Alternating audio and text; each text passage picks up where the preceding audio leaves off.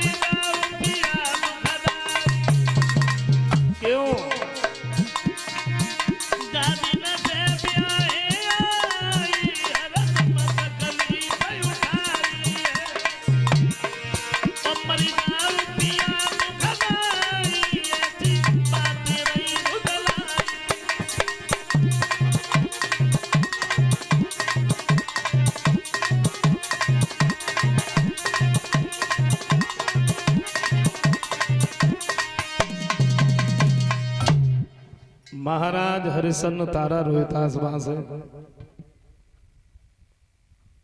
आगे बढ़े हैं। विश्वामित्र के नजदीक जब पहुंचे हैं तो विश्वामित्र ने पूछ लिया, हरिशन जी महाराज यही तुम्हारे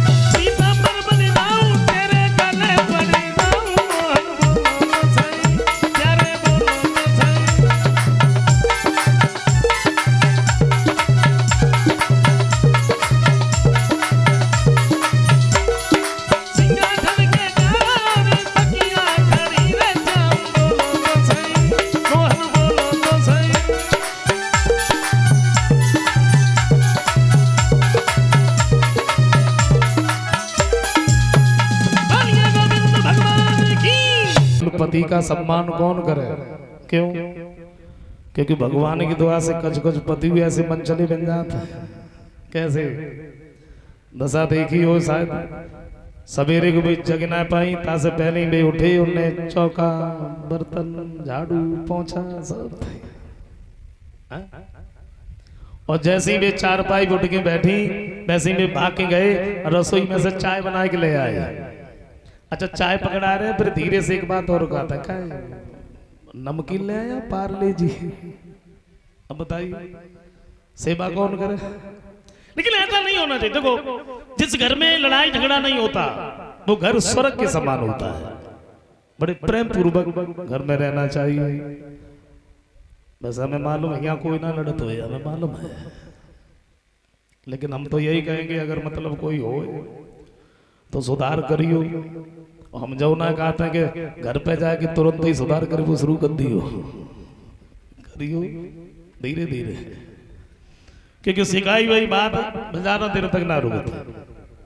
महाराज दशरथ उधर दोनों रानियों को समझा रहे हैं, ने भी बड़ा पैसे वाला क्यों ना हो, एक दिन वो आता है उस पर भीख मंगा देती है। घर स्त्रियों के हाथ में होता है। और एक कवि कहते हैं कि उस घर के तो भाग्य पहले से ही फूट गए।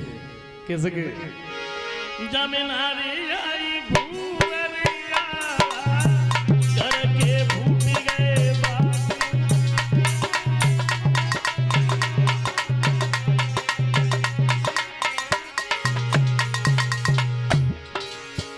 कैसे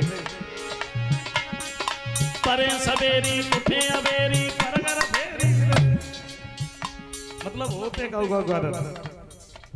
सुजना मत पाए, ताज पहली चारपाई पकड़ी और सोई गई।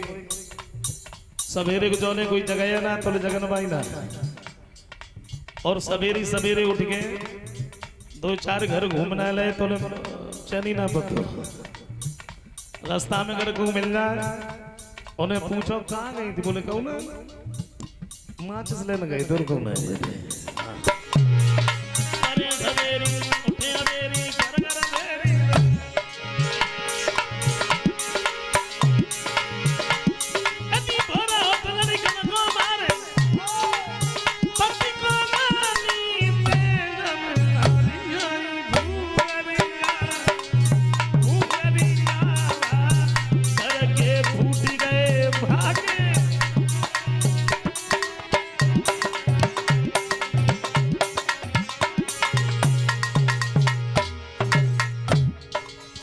कभी कहते हैं वैसे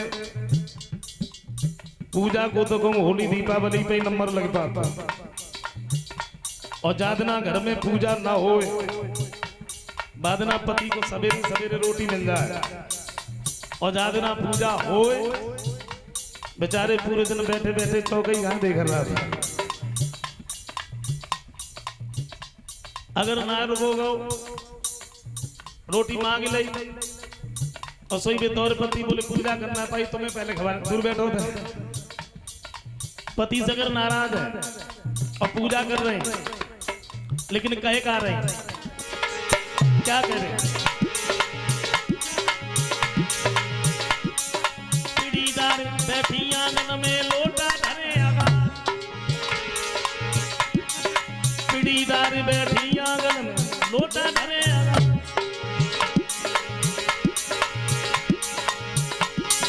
हाथ जोड़ी सूरज से बोले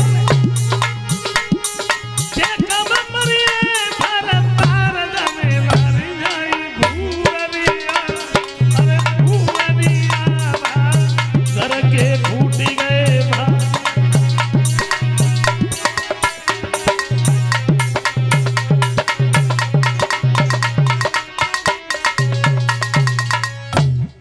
लेकिन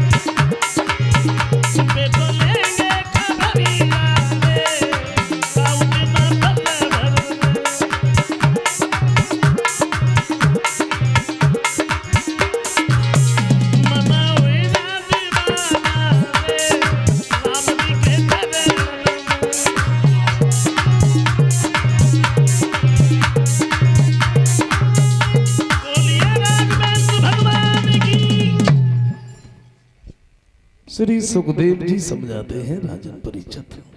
स्वयंवर की श्री जनक राज के धाम चले,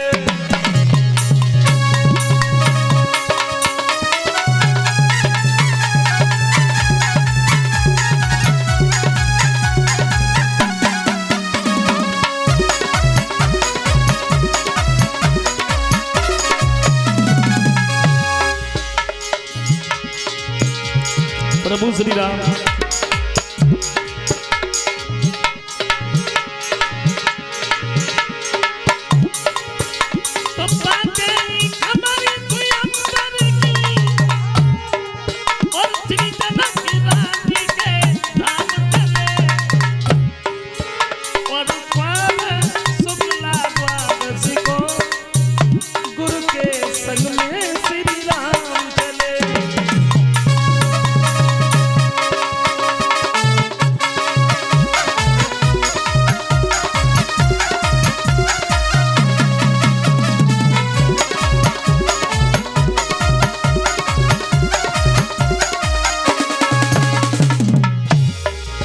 आगे बढ़े तो थोड़ा आगे बढ़ी के देखा और पियाला उतारा निरंजन में और पशु पक्षी नजर न आते सावन भी जहां भयानक है।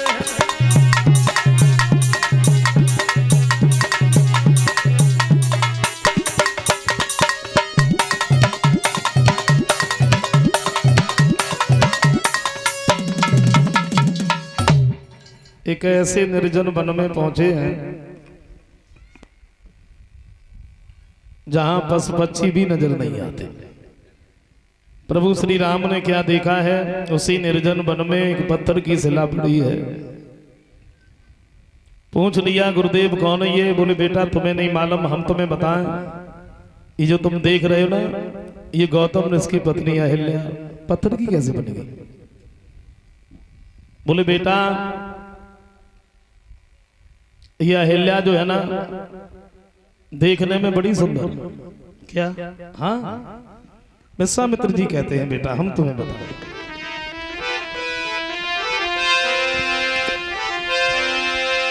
बोली अहिल्या जो थी, अरे थी जो चंद्र बदन उड़े,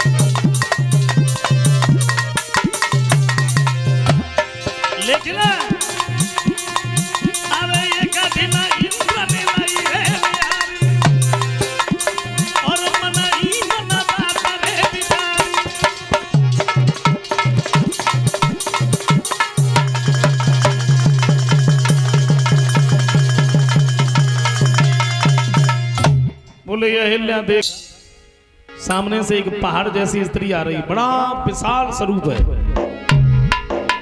तो प्रभु श्री राम ने पूछ लिया गुरुदेव कौन है ये? बोले बेटा तुम्हें नहीं मालूम, हम तुम्हें बता।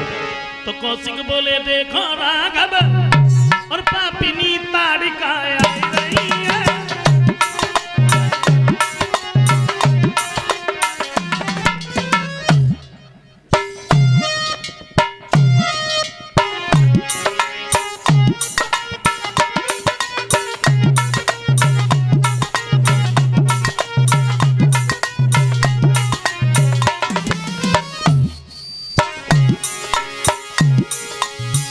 बात कही ताड़िका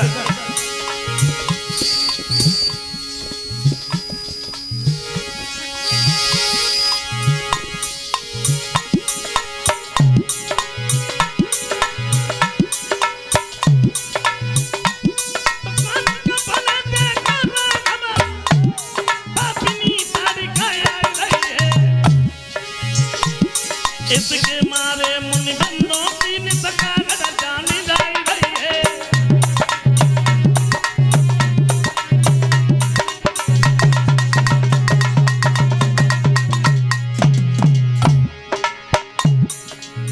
एक बात कही ये ताड़िका है, और ताड़िका दीन दुखियों की आत्मा को बहुत सताती है, इसलिए तुम ऐसा करो, तुम इसका वध कर दो। प्रभु श्री राम कहते हैं गुरुदेव आप कह रहे ये अबला है, और अबला के ऊपर हाथ उठाना क्या सूरवीर का धर्म होता? नहीं। बोले बेटा ये पापी है, और पापी को मारने में कोई पापी नहीं होता, और तुमने नहीं मारा तो तुम्हारे पास आ रही। बोले देखो देखो और बड़ी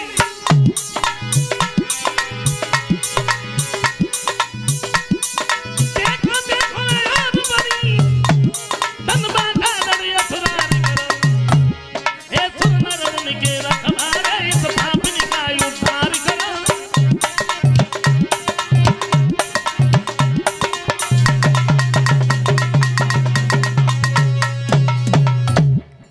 जिंदगी में सबसे पहली बार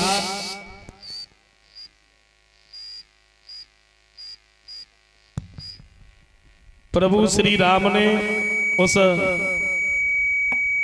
ताड़िका का वध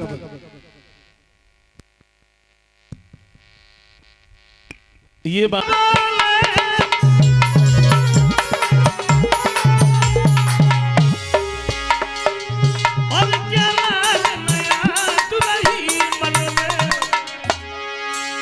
कहीं जाकर अपने मुख को तो, अरे कहीं जाकर अपने मुख को तो मुनिराज देखिए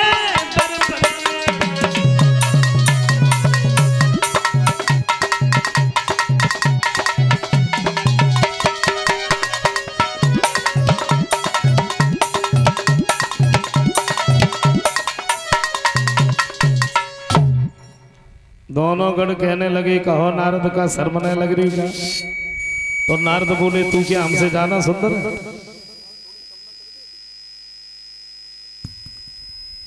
बोले चेहरा तो देखो कैसो बंदर जैसो लाइन डोल रहे और शादी और करके चले आए। और जैसे ही इतने शब्द सुने सो नारद भागे और तो कुछ भी नहीं मिला, जल भरा हुआ था। वैसे नारद उस जल में झांके तो चेहरा बंदर जैसा। दोनों गणों को श्राप दे दिया, मूर्खो तुम मेरी चेहरा की तरफ देख देख करके हंसते रहे, मेरी मजाक उड़ाते रहे, और तुमने हमें बताया नहीं। हम तुम्हें ये श्राप दे रहे हैं, तुम भूतल पर 3 जन्म तक राक्षस बनोगे। दोबारा फिर जहाँ के जो असली रूप था बस वही रह गया, लेकिन क्रोध हृदय से नहीं गए। भागते हुए नारद विष्णु भगवान के नजदीक पहुंचे। क्या देखा, एक तरफ लक्ष्मी जी खड़ी है, एक तरफ विश्व मोहिनी खड़ी है, और बीच में भगवान खड़े। और भगवान ने देखा तो कहा कुछ भी नहीं। नारद की चेहरा की तरफ देख के थोड़ा सा हंस दिए बस। अच्छा आगे तो वैसे लगी थी, अब और ज्यादा लग गई। बोले तुमने हमें कहीं का नहीं छोड़ा, और सच बात तो ये है तुम तो किसी का बसता हुआ घर देख ही नहीं सकते हो। अरे घर बसने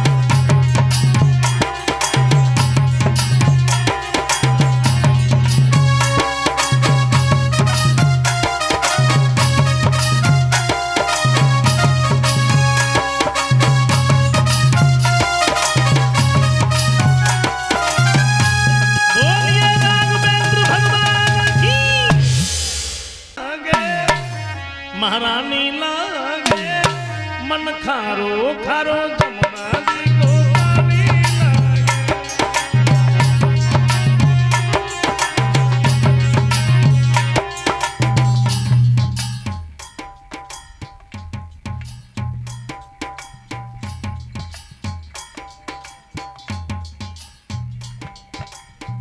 हमें मालूम पड़ रही समझ नहीं रहा यार बोलो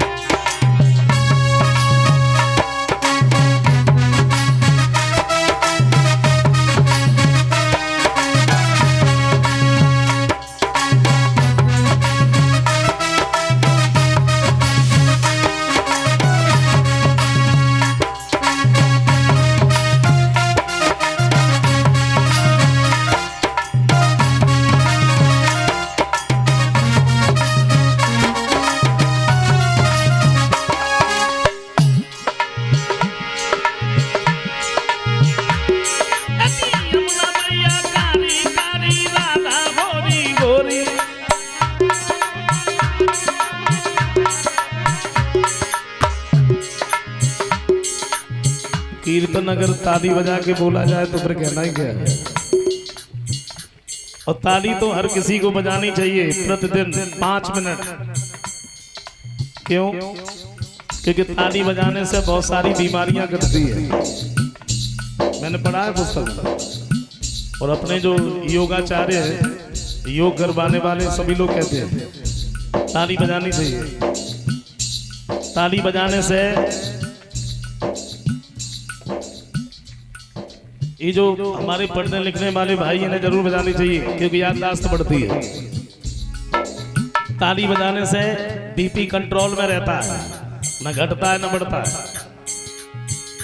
हाँ, और कीर्तन में ताली बजाने से ये हाथ की रेखाएं बदल जाती है, ध्यान रखना है भाई ना।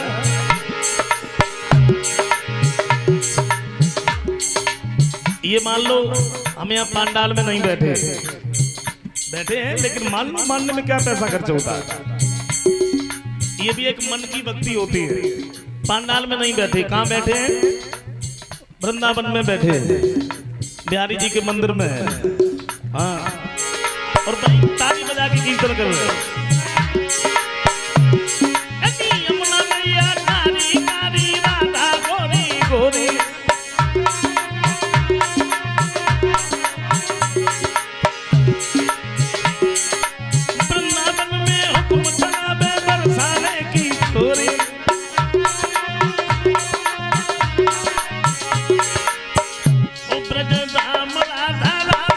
राजधानी लागे, राजधानी लागे।